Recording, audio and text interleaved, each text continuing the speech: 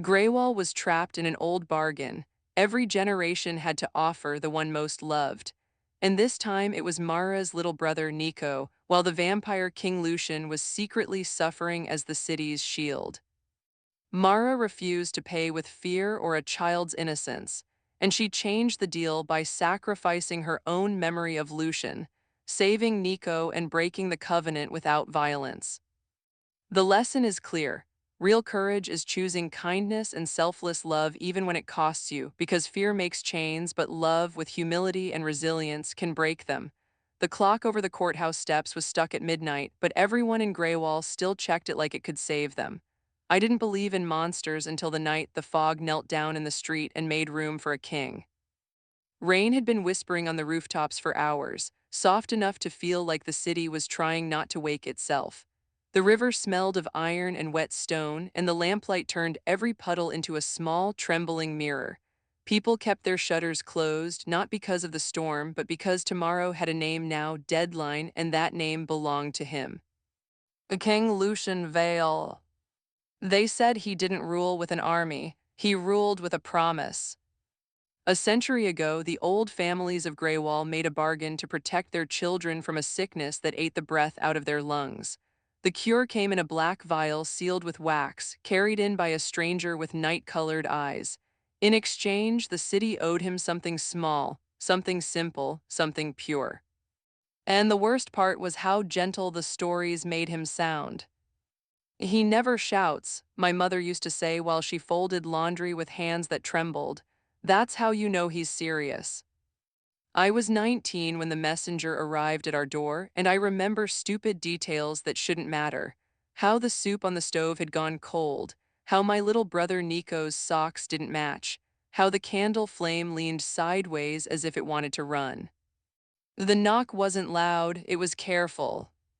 My mother opened the door a crack, shielding us with her body like love could be armor. The man outside wore a plain coat that looked too thin for the weather.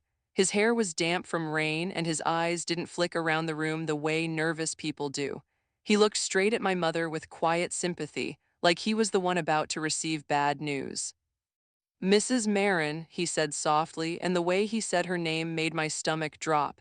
The deadline is tomorrow. The king requests your presence at the river chapel. My mother didn't ask which king, she didn't ask why. Her fingers tightened around the doorframe until the wood creaked.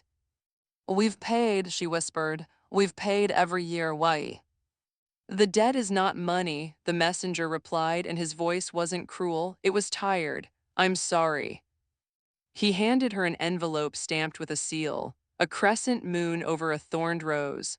When he turned away, I realized he was limping slightly, as if he'd walked too far carrying other people's grief. The fog swallowed him, and it felt like the street itself had decided to forget he existed. My mother didn't open the envelope right away. She held it against her chest as if she could press it back into her ribs. Nico leaned into my side, his small hand clutching my sleeve. Amara, he whispered, what does deadline mean? It means a date, I told him, forcing my voice steady. Just a date. But my mother's face had the look of someone hearing a door lock from the outside. When she finally broke the seal, the paper inside was thick and warm, like it had been held near a flame. The ink was dark and neat. One name. Mine. The room tilted. My mouth went dry so fast it felt like I'd swallowed dust. My mother's breath hitched once, sharp and quiet, and then she did something that scared me more than any scream. She smiled. Not a happy smile. A mother's smile when she's trying to stop a child from panicking in a burning house. No, I said, and the word came out broken. No, it has to be a mistake. It can't be. Hush, she told me, reaching for my face with hands that felt too cold. Listen to me. You will not speak of this to the neighbors. You will not let fear make you reckless. Reckless, my voice rose despite myself. He wants me, tomorrow. What does that even mean? What does he do? My mother's eyes flicked to Nico, then back to me. He doesn't do what the stories say, she whispered. Not always. That made my stomach twist harder. Not always meant sometimes. Nico stared at the paper, confused and frightened and too young to carry the weight of old promises. Mara isn't pure, he blurted out suddenly, desperate in the way kids are when they think a fact can fix everything. She stole my honey bread last week. I almost laughed, but it stuck in my throat. My mother pulled him close and kissed the top of his head, her lips lingering as if she wanted to memorize him. Go upstairs, Nico, she said. Take your book, read the story about the lighthouse. Oh, but, please. When he finally climbed the stairs, his footsteps were small, the sound of a life still innocent enough to think every bedtime comes. The moment he was gone, my mother's shoulders collapsed. The smile disappeared like it had never existed. She sank into a chair and pressed her knuckles to her mouth, trying to hold herself together by force. We can run, I said quickly. We can leave tonight. We can go beyond the marsh to the sun towns. He can't. He can, she said, voice raw. He always can. My anger flared hot and sudden, a bright thing in a dim room. Then we fight, we tell people, we gather everyone who's ever. My mother lifted her head, and I saw something in her eyes that I had never seen there before. Not fear, not grief, recognition. You think we haven't, she whispered. Long ago people tried, torches, prayers, iron, shouting, and do you know what he did? I waited, breath shallow. He opened the gates, she said. He let them come all the way to him, and when they stood there shaking, ready to hate him, he bowed. My anger stuttered, confused. He bowed, my mother repeated, tears sliding down her cheeks. Like he was ashamed, like he was asking forgiveness for existing.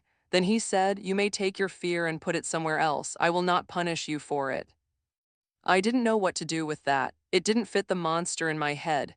It made everything worse somehow because if he was only cruel, I could hate him cleanly. But compassion, hidden compassion, was a knife you didn't see until you moved. My mother reached into a drawer and pulled out a small bundle wrapped in cloth. When she opened it, moonlight caught the edge of a pendant shaped like a tiny rose made of dull silver. Its petals were worn as if it had been held 1,000 times. This belonged to your grandmother, she murmured. She went to the river chapel once when she was young. She came back alive. My heart seized. She never told me. She never wanted you to know the price of surviving, my mother said. I took the pendant.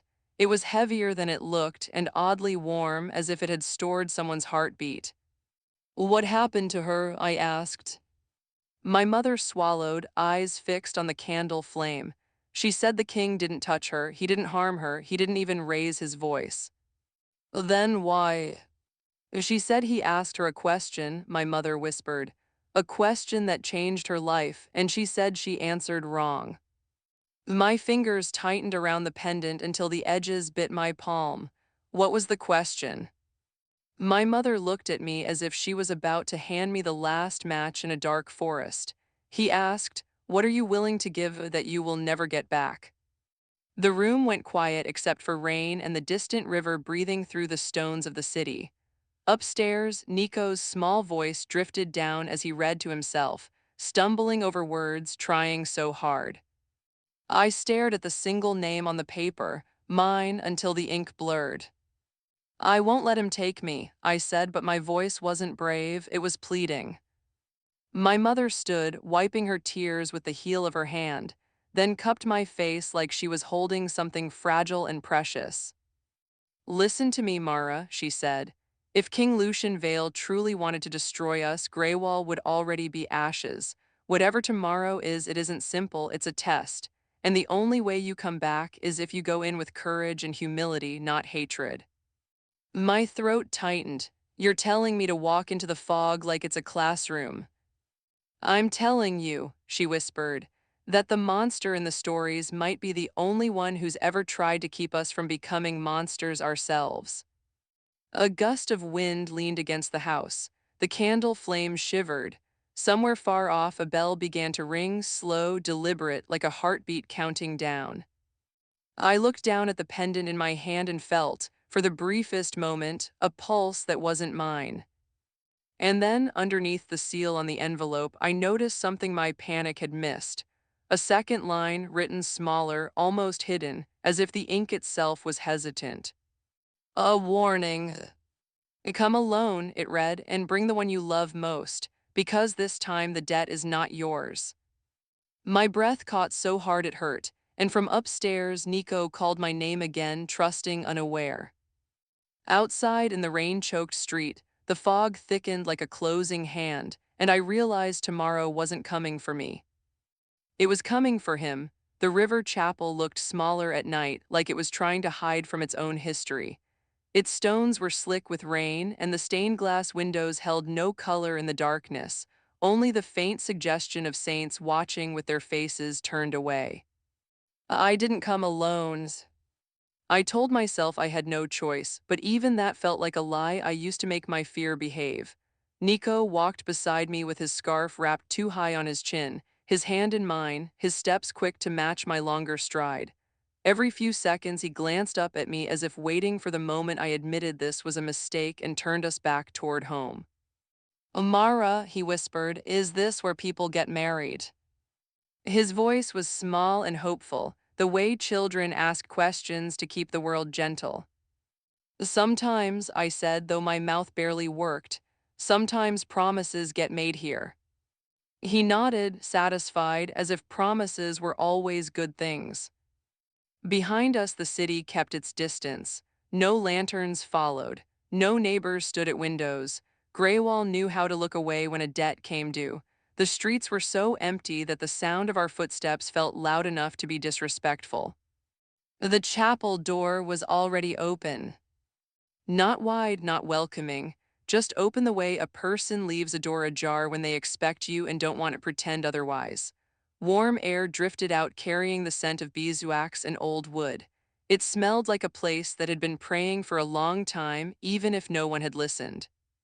Inside, candlelight moved in slow waves as if the flames were breathing. The pews were bare. The altar had no flowers.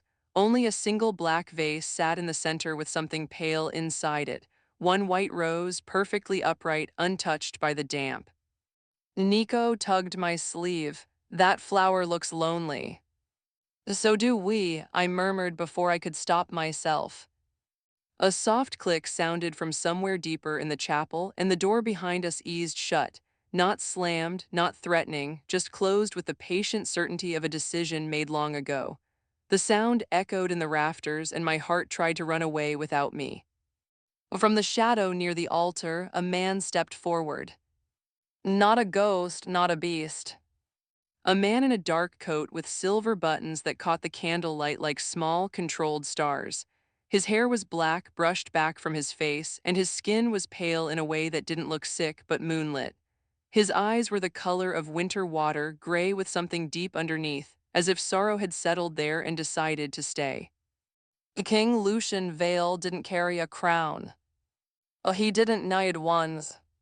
He held his hands loosely at his sides, palms unarmed, posture calm. If he was dangerous, it wasn't because he enjoyed it. It was because the world had built itself around his power the way a town builds around a cliff, carefully, respectfully, always aware. His gaze found me first, then it slid to Nico. Something changed in his face so quickly it almost didn't register, like a door inside him closing on a rush of feeling. His jaw tightened once. His shoulders stayed steady. "No," he said quietly. The word wasn't anger, it was pain. I stepped forward, putting myself between him and my brother without thinking. My voice came out sharper than I meant. "Your letter said to bring the one I love most." Lucian's eyes lifted to mine, and for a moment the candlelight caught on something like shame. "I did," he said, "and I regret it." Nico, bless his fearless little heart, leaned around my hip to see him better. "Are you the king?" Lucian's expression softened in a way that made my skin prickle. "Yes." Nico squinted, considering. "You don't look like a king." Lucian's mouth twitched as if he hadn't smiled in a very long time, and his face didn't quite remember the shape. I've had practice not looking like what people fear. I tightened my grip on Nico's hand. "Why are we here?" Lucian turned slightly toward the altar, toward the single white rose. Because tomorrow, he said, the covenant ends, and if it ends the wrong way, Graywall will not survive the winter. The air in my lungs felt suddenly too thin. So this is about a bargain. It is, he said, and his voice was careful, as if each word could bruise someone. A bargain I did not create, but one I have carried. That was the first twist of the knife. He spoke like a man hauling something heavy, not like a predator guarding a prize. I forced myself to hold his gaze. You chose my name. I did, Lucian admitted, and I hate that I did. My anger flared again, but it tangled with confusion. Then don't pick someone else, pick no one. Lucian looked away, not to avoid me, but as if the truth was harder to face than my hatred. There are rules. Rules made by who? I demanded. His eyes returned to mine, by the kind of darkness that existed before I did. The chapel seemed to dim around that sentence, as if the candles leaned in to listen. Nico shifted closer to me. Mara, he murmured, I don't like his eyes. Lucian's gaze dropped to Nico again and his voice gentled. That is wise. Then he took a step back, giving us space the way a respectful person would. It was a small courtesy that somehow hurt because it meant he was choosing kindness even now, even with time running out. I asked you here, he said to me, because you are different. I almost laughed, bitter. You don't know me. I know what you did 3 nights ago, he replied softly. My stomach clenched. I searched my memory, rain, cold, the market closing, the old man near the bridge. You gave your coat to the woman sleeping under the stone arch, Lucian continued, the one the city pretends not to see. My throat tightened. I hadn't told anyone. It wasn't a heroic act. It was just wrong to walk past. Lucian's voice stayed low, almost private. You went home shivering and you told your mother you lost it. My cheeks burned, so you've been watching me. He didn't deny it. I watch many, not for entertainment. His eyes darkened with something like exhaustion, for hope. Hope from him. The word landed strangely, like a snowflake on a burning palm. I swallowed. If you want hope, why take Nico? Lucian's fingers flexed once, as if resisting the urge to reach for something and stopping himself out of principle. Because the debt demands what is most loved, he said, and the debt does not care if the beloved is small. Nico's hand squeezed mine hard. Mara, I want to go home. I know, I whispered, fighting to keep my voice from shaking. I know, stay close to me. Lucian looked at the boy with a heaviness that made him seem older than the stones. I am sorry, he said to Nico. Nico blinked up at him. For what? Lucian didn't answer right away. He turned and walked to the altar, to the white rose. He lifted it carefully, as if even a flower could feel fear in his hands. When he spoke again, his voice had the weight of someone confessing a secret he'd carried for too long. Centuries ago, he said, a plague came to this city. People begged the night for a miracle and something answered, not me, something else. My skin went cold. The candles snapped softly as if the wax itself remembered. That something offered a cure, Lucian continued. But cures are never free. The city agreed to a covenant. Every generation, on the eve of the first winter frost, they would present the one most loved from a chosen household, not to kill, not to feed. His mouth tightened. To bind. Bind what? I asked. Lucian's eyes lifted, and in them I saw a tenderness that didn't belong in any monster story and a fear that did. To bind me, he said, to keep me obedient, to keep me here, to keep the darkness that made the covenant from coming fully through. The world tilted again. You're telling me the sacrifice is for you. I am the lock, he said simply, and the key is always held by someone who thinks they're doing the right thing. My anger faltered, replaced by a sharp, aching pity I didn't want to feel. So you take someone's beloved to save the city, and in return you stay trapped. Lucian nodded once, And each time the binding takes something from the beloved, not their life, he said quickly, seeing my face harden. Their light. Nico frowned, trying to understand. My light. Lucian's gaze softened. The part of you that believes the world can be kind. My chest went tight like a fist closing around my heart. That was worse than a bruise, worse than a scar. A child without that belief doesn't just lose joy, he loses direction. He becomes the kind of adult the world creates when it stops being safe. I stepped forward, voice trembling. Then I'll do it, take mine, I'm older, I can. Lucian's eyes snapped to mine, fierce for the first time. No. The word rang in the chapel like a bell. I froze. He drew a slow breath, forcing the fierceness back under control. You misunderstand me, he said, quieter now, but the intensity stayed. I did not call you here to obey the covenant. My heart stuttered, then why? Lucian set the white rose back into the vase and faced me fully. Candlelight traced the sharp lines of his face, but it couldn't hide what lived behind them. A man who had been alone with responsibility for too long. Because tomorrow is my deadline, he said. If the covenant is completed again, I will remain the lock forever, and the darkness that wrote the rules will keep using this city like a throat to speak through. He paused, as if measuring how much truth I could survive at once. If the covenant is broken, he continued, the city is exposed. People will die in the cold, the plague will return, the darkness will step closer. My mouth went numb, so there's no choice. There is, Lucian said, and his voice softened into something almost human with longing. But it requires someone who can make a different bargain, someone who understands love without turning it into a weapon. I stared at him, the pieces trying to fit together in my mind. You chose me because you think I can bargain with whatever that is. Lucian's gaze drifted to Nico again, and his jaw tightened as if he couldn't stand the sight of the child in the middle of this. I chose you because you love him enough to risk hating me, he said, and because you gave your coat away without expecting applause.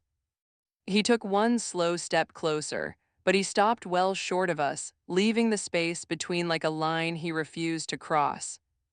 I can't ask this of you, he said, voice roughening, and yet I must. Nico tugged my hand again, frightened now by the seriousness he couldn't name. Mara. I bent slightly, pressing my forehead to his for a heartbeat, breathing in the clean, warm scent of his hair, trying to store it like it could protect me later. Then I straightened and faced the king. What do you want me to do? I whispered. Lucian lifted his hand, not toward me but toward the air beside the altar. His fingers traced a shape as if he were unlocking something invisible. The candles flickered wildly, and the chapel's shadows drew inward, gathering in a corner like a storm cloud learning to breathe. A low sound filled the room, not a roar, not a scream, more like the hum of a distant choir singing a note too deep for the human ear. Lucian's eyes held mine, steady and apologetic. Tomorrow, he said, the darkness will come to collect. The shadow in the corner thickened, and for the first time I felt it notice us, not with eyes, with attention. Lucian's voice dropped to a near whisper. If you want to save your brother's light and save this city, you must offer a different debt. My throat tightened until it hurt. What debt? Lucian closed his eyes for a brief second, like a man stepping into fire on purpose. Your forgiveness, he said, not for what I've done. His eyes opened again, and they were bright with something that looked dangerously close to tears. For what I'm about to do. The shadow pulsed once, eager and patient, and the chapel door groaned as if something outside had pressed a hand against it. Nico's small fingers slipped in my sweaty grip, and I realized with sudden horror that he had taken one step toward the altar, drawn by the white rose like it was calling his name. I lunged to pull him back, and the candles went out all at once. Darkness didn't fall like a curtain. It rose like water, cool and silent, filling the chapel from the floor up until the familiar shapes of pews and altar blurred into one soft, dangerous unknown. For one breathless second, I couldn't see Nico. My hand closed on empty air and panic hit me so hard it felt physical, like someone had shoved me in the chest. Nico, my voice cracked on his name, too loud in the dark. A small whimper answered from close by, I'm here. Relief almost buckled my knees. I dropped down, sweeping my arms forward until my fingers found his sleeve, then his wrist, then the tiny bones of his hand. I pulled him against me so tightly he protested with a squeak. Don't move, I whispered into his hair. Not one step, promise me. I promise, he breathed, and I felt his heart racing against my arm like a trapped bird. Somewhere ahead, a faint silver light returned, thin as a thread. It wasn't from the windows or the moon. It came from King Lucian himself, as if the air around him had decided he deserved to be seen. He stood near the altar, perfectly still, his posture calm in the way of someone who has practiced being calm while everything breaks. His eyes were fixed on the chapel door. Well, stay behind me, he said. The order should have made me angry. Instead, it landed like a lifeline. Oh, the door didn't open. It simply stopped being a door. The wood darkened, the grain flattening as if the tree it once belonged to had never existed. The iron hinges lost their shine, then their shape, then their meaning. In their place appeared a tall black seam like a rip in fabric, stretching from floor to arch. And from that seam, cold poured into the chapel. Not the honest cold of winter air, but a deliberate cold, a cold with intent. It carried the smell of extinguished candles, of wet stone and something else, something ancient and dry like paper stored too long in a locked room. Nico's fingers dug into my shirt. Mara, is that a person? So I wanted to tell him no. I wanted to tell him it was only a shadow, only a trick of fear. But I'd spent my whole life in Graywall, and I knew the difference between ordinary night and a night that had learned your name. A shape moved within the seam, slow as a thought. When it stepped into the chapel, the darkness around it seemed to make room, the way crowds make room for a grief they can't fix. It didn't have claws or fangs, it didn't need them. It wore a form that looked almost human tall, draped in a cloak that drank the candleless air, its face pale and smooth as carved bone. Where its eyes should have been, there were two glints like coins at the bottom of a well. It looked at Lucian first. Then it turned its attention toward us, toward Nico, and the chapel felt suddenly too small. A voice entered my head without passing through my ears. Not loud, not angry. Oh, interested. So, it said, as if tasting the word, the lock has brought a child. Nico pressed his face into my shoulder. I forced myself to breathe slowly, even as my blood screamed to run. Lucian didn't move. No, he said, voice steady, I brought a choice. The thing's head tilted, and I felt its attention crawl over me like frost forming on glass. A girl with brave hands, it murmured inside my skull. A girl who gives away warmth. My stomach turned. I hated that it knew. I hated more that it sounded pleased. Lucian's light flared, subtle, controlled, like a shield being raised. Do not speak to her that way. The thing's mouth curved barely. That way I speak only truth. It is your city that speaks lies. My thoughts stumbled. You could argue with a person. You could plead with a person. But this felt like trying to bargain with gravity. Lucian's gaze didn't leave it. The covenant ends tomorrow, he said. You will not take the child. I will take what is owed, the thing replied, its voice still inside me, intimate and invasive. Beloved, offered, bound, such sweet words humans invent to make chains sound like jewelry. Nico trembled. I tightened my arms around him and tried to find courage in something simple. His warmth, his weight, the fact that he was real and here and mine to protect. Then the thing's attention sharpened. The air around us tightened like a string pulled taut. And you, it said to me, carry the pendant. My hand flew to my pocket, to the dull silver rose my mother had given me. It was warm, almost hot now, like it had been waiting. Lucian's eyes flicked to the pocket. A tiny change in his expression, fear, quickly hidden, rippled across his face. You gave it to her, the thing mused. How sentimental. Lucian's voice dropped. Do not touch that. Though I cannot touch, it said, and the humor in it was thin and cruel in a way that didn't need gore to hurt. I persuade, I offer, I collect. The seam behind it shivered, and I felt a pressure at the base of my skull, like a hand trying to turn my thoughts. In my mind, images appeared, quick, vivid, unasked for. Nico coughing, struggling for breath, his small body shaking as winter crept into his lungs. Our house empty, the city quiet and shuttered, not from fear of a king, but from grief. Then another image, softer but somehow sharper, Nico laughing, chasing sunlight on a summer street that had never known plague, my mother smiling without forcing it, Graywall alive.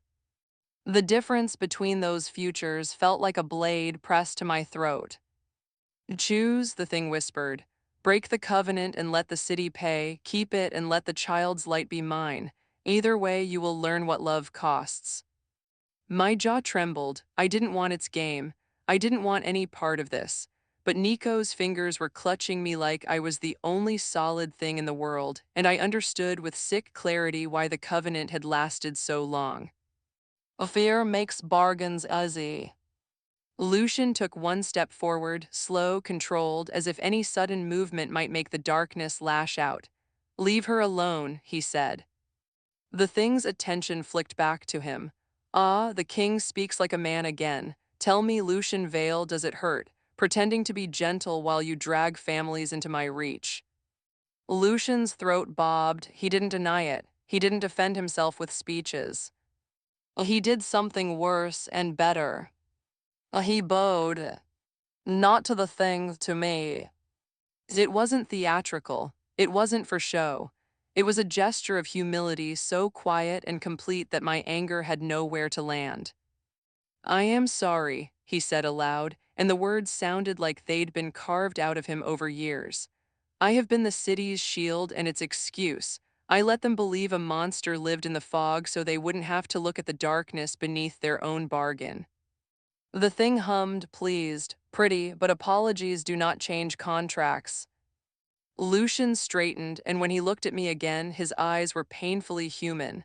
Mara, he said softly, I will not allow Nico to be bound. How? I whispered. You said there were rules. There are, he replied, but there is also something the covenant never accounted for. My pocket burned. The pendant felt like a heartbeat against my thigh. Lucian's gaze dropped to it again. The rose was not made to honor the covenant, he said. It was made to refuse it. My breath caught. My mother said my grandmother answered wrong. Lucian's face tightened with grief. She tried to bargain with fear, he said. Fear always pays more than it promised. The thing's voice slid back into my mind. Give me the boy's light and I spare the city.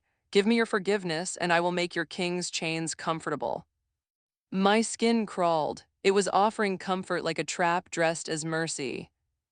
Lucian took another step closer, stopping at a respectful distance, his hand still visible, still empty. The pendant, he murmured. If you choose to use it, you must understand what it does. What? I asked, hardly breathing. It calls the truth into the open, he said. It forces the one who holds power to name the real price. No riddles, no pretty language. The thing's head snapped toward us. For the first time, its calm faltered, just a hairline fracture, a hint of caution. Do not, it warned, voice suddenly colder. My fingers closed around the pendant through the fabric of my pocket. Heat spread into my palm, steady and strange, like a candle flame that didn't flicker. Nico lifted his face from my shoulder, cheeks wet. Mara, are you going to leave me? The question wasn't dramatic, it was honest. It was the purest fear in the world, that love can be outvoted by fate. I shook my head quickly, blinking hard. Never, I whispered, not willingly. Lucian's eyes softened at that, and I realized he had been listening not only for my choice, but for the part of me that would stay kind under pressure. The thing glided forward without moving its feet, and the air grew heavy. The seam behind it widened like a mouth. Time, it said, I will not be denied tomorrow. You will offer the beloved or you will offer the city. I pulled Nico behind me and stepped forward until I stood shoulder to shoulder with Lucian. My legs wanted to shake, but my voice came out surprisingly clear. "Oh, no," I said. The word felt small against the darkness, but it was mine. I drew the pendant from my pocket. In the thin silver light, the rose looked less like jewelry and more like a key, worn, stubborn, waiting for the right door. Lucian's breath caught just once. Mara, he warned, voice barely audible. Once you ask for truth, it cannot be unheard. I looked down at Nico, at his eyes shining with trust he hadn't earned but gave anyway. Then I looked at Lucian, at the king who had carried a city's shame like a sentence. Well, then let it be heard, I said. I lifted the pendant toward the darkness, and the silver rose began to glow, petal by petal, as if it were waking up. The thing recoiled slightly, and for the first time its voice wasn't amused. "Oh, what are you doing?" it demanded. My hand trembled, but I held it steady. "I'm changing the deal," I whispered. The chapel shuddered. The air rang like a bell struck underwater. And in that vibrating, breathless moment, the pendant burned bright enough to throw shadows onto the walls, shadows that didn't match our bodies. Lucian's shadow wore a crown of thorns. Mine held a broken chain. And Nico's shadow was missing entirely.